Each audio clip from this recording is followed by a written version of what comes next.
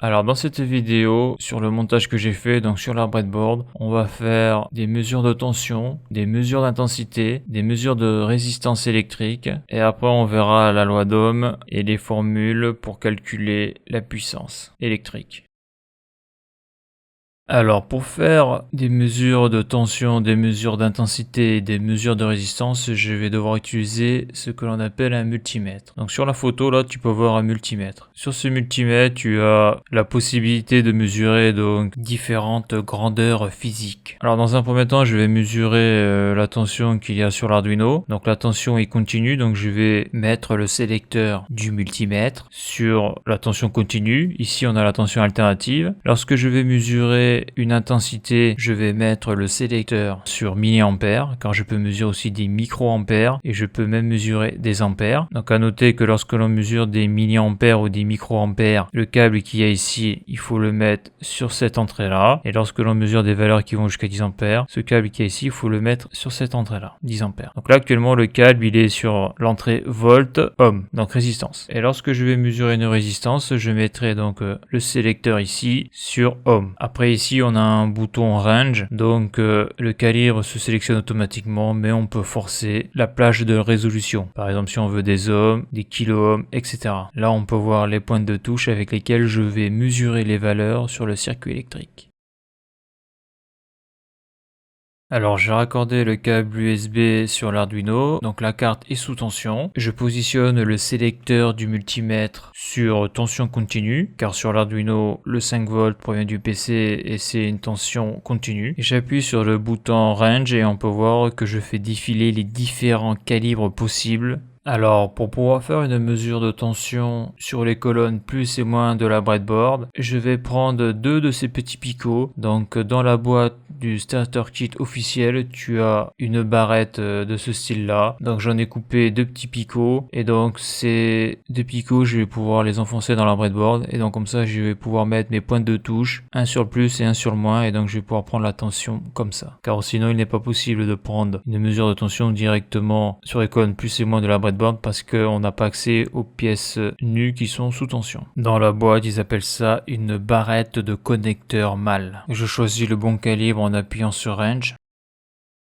Alors je suis sur le calibre volt avec deux chiffres après la virgule, ce qui est suffisant pour mesurer des tensions de quelques volts. Après je prends mes deux pointes de touche. La pointe de touche noire, je la mets en contact avec le picot qu'il y a sur la colonne moins, et la pointe de touche rouge, je la mets en contact avec le picot qu'il y a sur la colonne plus. Et donc on constate que sur l'afficheur de mon multimètre, je mesure une valeur de plus 4,96 volts. À noter qu'une tension continue a une polarité, c'est-à-dire que si je mets ma pointe de touche noire sur le plus et la pointe de touche rouge sur le moins, bien sûr avec le câble de la pointe de touche noire qui est relié sur le COM, donc le commun le 0V, et que le câble de la pointe de touche rouge est bien relié sur l'entrée V qui est volt, eh bien on va constater que l'on va mesurer une tension négative. C'est une des particularités de la tension continue. Si ça avait été une tension alternative, on n'aurait pas eu de tension négative. Après, je fais une mesure de tension sur une résistance de 220 ohms et je mesure une valeur de 2,57 volts. Je laisse ma pointe de touche noire sur la patte de la résistance qui est raccordée sur la colonne moins de la breadboard, et avec la pointe de touche rouge, je vais la mettre sur l'anode de la diode et je mesure une tension de 4,70 volts. Après, je vais relever la tension qu'il y a aux bornes de la résistance de 10 kΩ, donc la résistance de pull down. Le bouton poussoir n'est pas actionné. Et je mesure une tension de 0 V. Et je laisse toujours mes pointes de touche aux bornes de la résistance de 10 kΩ et j'appuie sur le bouton poussoir et je relève une tension de 4,93 volts. Alors pour pouvoir faire une mesure d'intensité sur un circuit électrique, comme ici, il faut déjà un multimètre qui puisse mesurer des milliampères et il faut brancher le multimètre en série dans le circuit électrique. Donc là je vais vouloir mesurer l'intensité qui passe dans une des 3 diodes. Donc je vais relever l'intensité qui passe dans la broche numéro 3, donc cette broche c'est une sortie. Donc lorsque la sortie sera fermée, le 5 volts va passer ici et va alimenter la diode. Donc là je vais brancher mon ampèremètre pour mesurer la valeur d'intensité qui passe dans la diode verte. Donc pour faire ça, il faut que j'ouvre le circuit. Le circuit, je vais l'ouvrir ici là, entre ces deux bornes là. Et ici là, je vais passer mon ampèremètre en série. Donc on a vu dans une des vidéos précédentes le montage en série, le montage en parallèle. Et pour illustrer cet exemple-là, j'avais pris des boutons poussoirs. Donc ici là, tu as le conducteur jaune qui vient de la broche numéro 3, donc comme sur le schéma électrique. Donc là, tu es sur la breadboard, tu rentres dans la note de la diode et là, la cathode, je l'ai débranchée, j'ai mis un domino. J'ai mis un domino pour pouvoir raccorder ma pointe de touche pour qu'elle puisse tenir toute seule. Donc après, ce conducteur-là, il va ici. Donc là, il est toujours branché sur le V, mais là, bien sûr, il n'est pas au bon endroit. Je vais le bouger après dans la vidéo. Il faut le mettre sur l'entrée du multimètre microampère, milliampère, car sinon ça ne marchera pas. Donc après, le courant, il va ressortir par l'entrée com du multimètre. Ça va ici. Et donc, pour pouvoir me raccorder sur la patte de la résistance qui est ici, là, ben, j'ai encore mis un domino pour que ça puisse tenir tout seul. Et on va sur le moins. Donc, on va le voir dans la suite de la vidéo. Après, il faut prendre le sélecteur du multimètre et le mettre sur milliampères. Car si on le laisse sur off,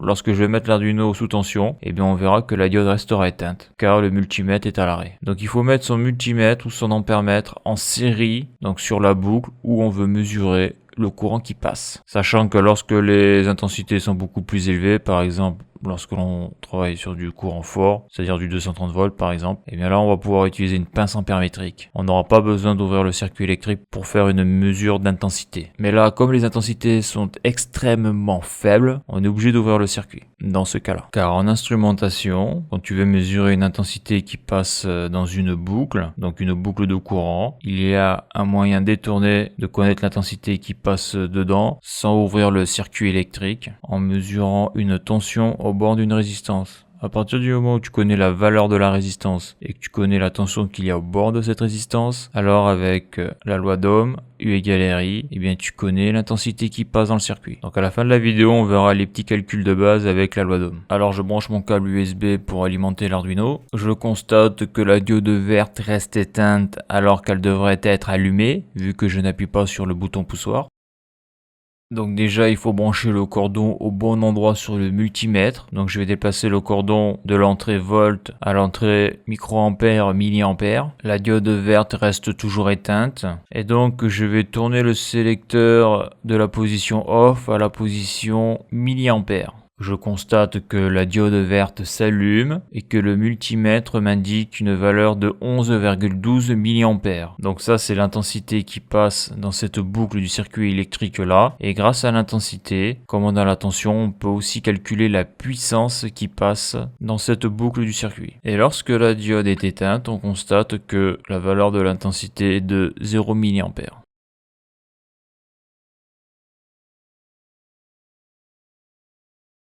Alors pour mesurer une résistance électrique, donc je prends mon multimètre, je mets bien la pointe de touche noire, donc son câble je le relie sur le COM, et la pointe de touche rouge ici, je relie le câble sur l'entrée volt ohm. Après je vais tourner le sélecteur jusqu'à ce que je sélectionne donc les ohms, ça c'est le symbole des ohms, donc pour pouvoir mesurer la résistance. Et après je vais prendre mes deux pointes de touche et je vais les mettre au bord de la résistance pour pouvoir voir sa valeur. Donc à noter que le mesure de résistance électrique se fait hors tension, c'est-à-dire que l'Arduino sera débranché. Je mets le sélecteur sur ohm.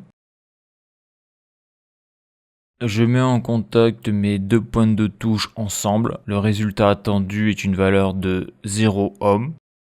Donc lorsque je mesure 0 ohm, ça veut dire que mes deux pointes sont en court-circuit, elles se touchent. Et tu remarqueras que lorsque les deux pointes ne se touchent pas, sur l'afficheur du multimètre, il y a marqué OL. ce qui signifie, et c'est l'anglais over limit, ce qui signifie résistance infinie, car l'air est un isolant diélectrique. Alors pour que ça soit plus clair, j'ai débranché la résistance électrique et je l'ai mis en haut de la breadboard pour pouvoir mesurer sa résistance. À noter quelque chose de très important, il ne faut jamais toucher avec les doigts les pièces qui sont conductrices donc sur la résistance électrique et sur les pointes de touche, car le corps humain a une résistance ohmique et ça peut fausser, et ça va fausser la valeur mesurée. C'est-à-dire que si je tiens ma résistance avec les doigts et que je touche une partie métallique, c'est-à-dire pour faire la jonction entre ma pointe de touche et la patte de la résistance, il est probable que les valeurs soient faussées. En tout cas, il faut éviter de toucher les pièces métalliques à main nue, ou alors il faut utiliser des gants pour avoir des valeurs mesurées fiables.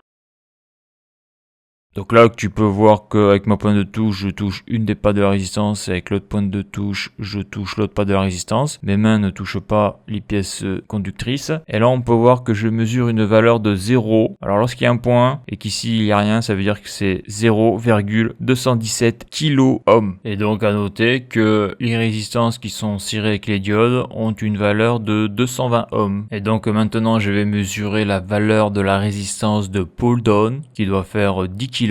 Et je relève une valeur de 9,86 kOhm.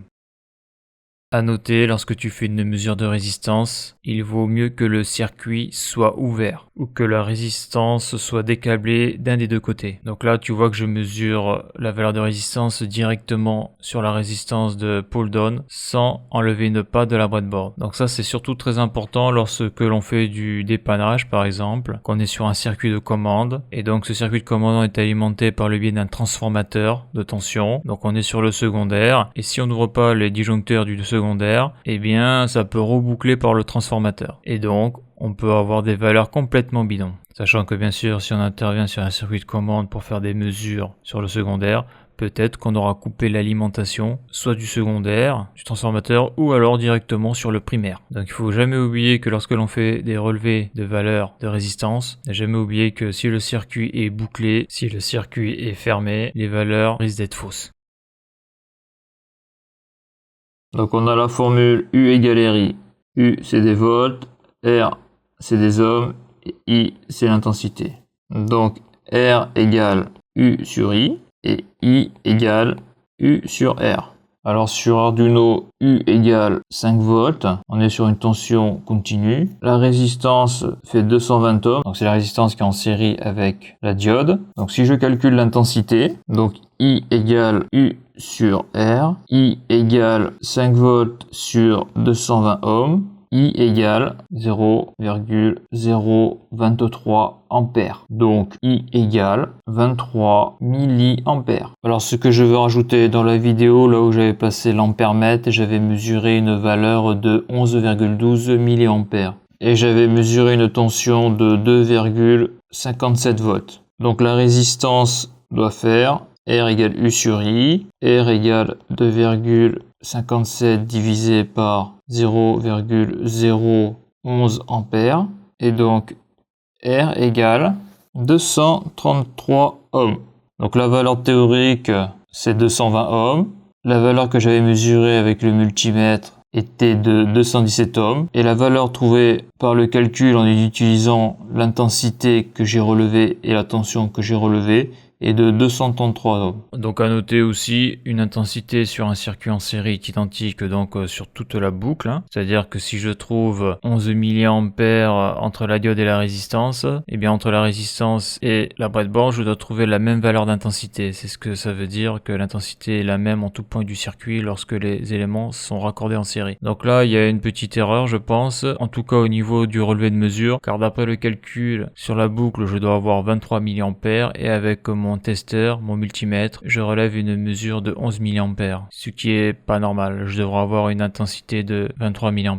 Ce résultat erroné peut être dû à une mauvaise connectique lorsque j'ai serré les dominos entre la patte des composants qui est très fine et donc la vis du domino. Donc après, il y a quelque chose de très intéressant que l'on peut voir tout de suite après la loi d'Ohm, c'est les formules pour le calcul des puissances. Donc là, on est sur des tensions continues. Donc la formule c'est P égale UI. Donc P c'est des watts, U c'est des volts et I c'est des ampères, sachant que cette formule-là n'est pas valable pour des tensions en alternatif, parce qu'il faut rajouter le cosinus phi, et quand on a affaire à du triphasé, il faut aussi rajouter la racine carrée de 3. Donc là, si on fait un petit calcul, P égale 5 volts multiplié par 0,023 ampères, P égale 0,115 watts. Alors c'est 0,115 watts, soit 115 milliwatts. C'est la puissance absorbée par la branche du circuit, c'est-à-dire la diode plus la résistance. Donc à noter que cette formule P égale UI, on peut aussi calculer le P de cette manière-là. Donc P égale U fois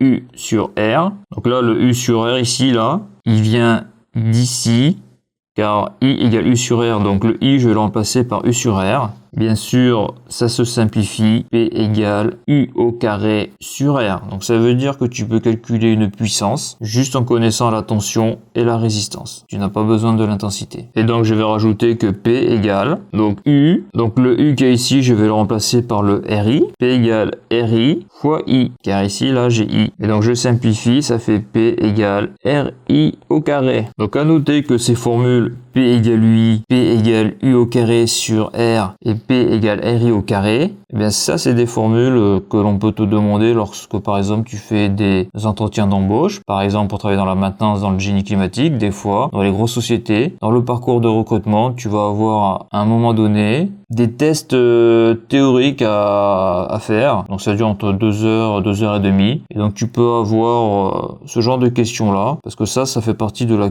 culture générale d'un technicien en maintenance, en tout cas dans le domaine du génie climatique. Savoir calculer une puissance, ce genre de choses, c'est des trucs basiques à savoir. Donc dans cette vidéo, on aura vu l'utilisation d'un multimètre, on aura vu comment on mesure une tension, une intensité, une résistance, et on aura vu l'utilisation de la loi d'Ohm. Si tu as aimé la vidéo, n'hésite pas à la liker et à la partager, tu peux t'abonner à la chaîne, tu peux aller voir les articles de mon blog qui traitent de l'électricité, du chaud et du froid, et pour ceux qui voudraient me soutenir financièrement dans la reproduction de mes vidéos, par un don, le lien est sur la page d'accueil de la chaîne YouTube. Merci et à bientôt pour une prochaine vidéo.